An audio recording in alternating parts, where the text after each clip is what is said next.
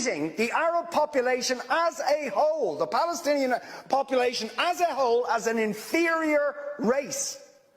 I mean, it doesn't get stronger than this. And yet you want to be careful about your language.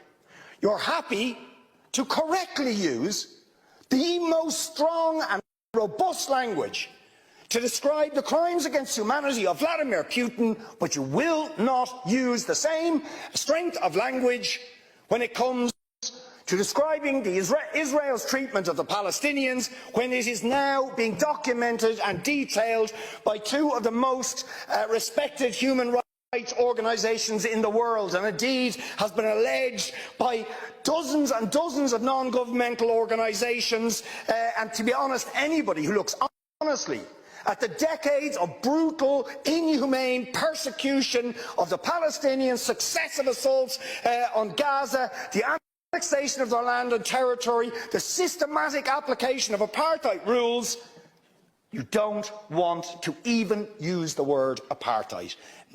Never mind sanctions.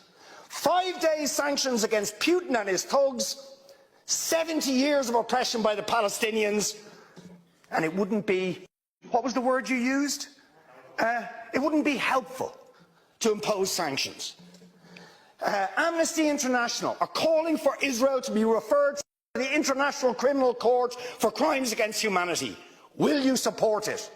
They are calling for targeted sanctions against Israeli officials who are perpetuating the system of apartheid, just exactly the same types of sanctions you've just initiated against Vladimir Putin. Will you support it? And I think the answer is clearly you're not going to. And then we ask the question, why? Why? With such strength of feeling, Fine Gael and Fianna Fáil and Green TD stood up one after the other, saying it was intolerable. The thuggery and the warmongering and the brutality of Putin, you wouldn't stand for it, urgent action had to be taken. But we've got to be much more careful